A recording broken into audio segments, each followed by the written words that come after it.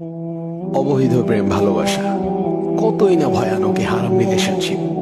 আপনি 5 ওয়াক্ত সালাত আদায় করছেন, রুটিন করে নিয়মিত কোরআন তেলাওয়াত করছেন, আপনি পর্দা করছেন, রাসূল সাল্লাল্লাহু আলাইহি ওয়াসাল্লামের সুন্নাহ মেনে চলছেন, নিয়মিত কতই না দোয়া করে যাচ্ছেন, আর এর পাশাপাশি আপনি কন্টিনিউ করে যাচ্ছেন একটি হারাম রিলেশনশিপ অর্থাৎ জিনা, যা হচ্ছে কবিরা গুনাহ।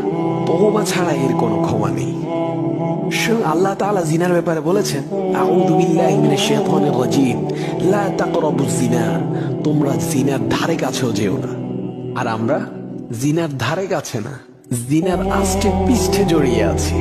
শেষ পর্যন্ত হারাম রিলেশনে থাকা মানুষটিকে জীবনসঙ্গী হিসেবে পাবেন কিনা তারও কোনো নিশ্চয়তা নেই। অধিকাংশ হারাম সম্পর্কের শেষ পরিণতি বিচ্ছেদ অথবা ধোঁকা, অথচ পাপগুলো আপনার আমলনামায় থেকেই যাবে। আবার অনেকেই ভাবে বিয়ের উদ্দেশ্যে হারাম সম্পর্কে জড়ালে কোনো গুনাহ হয় না। ভাই, হজ কিংবা কোরবানি করার নিয়তে কি চুরি ডাকাতি করা জায়েজ আছে? যদি এইটা জায়েজ না হয়, তাহলে তুমি কি করে ভাবো বিয়ের উদ্দেশ্যে হারাম সম্পর্কে জড়ানো জায়েজ হবে? আবার অনেকেই ভাবে বিয়ে করে নিলে হারাম রিলেশনের গুনাহ মাফ হয়ে যাবে। এটি নিতান্তই একটি ভুল ধারণা। কবিরা গুনাহ তওবা ছাড়া কখনো মাফ হয় না।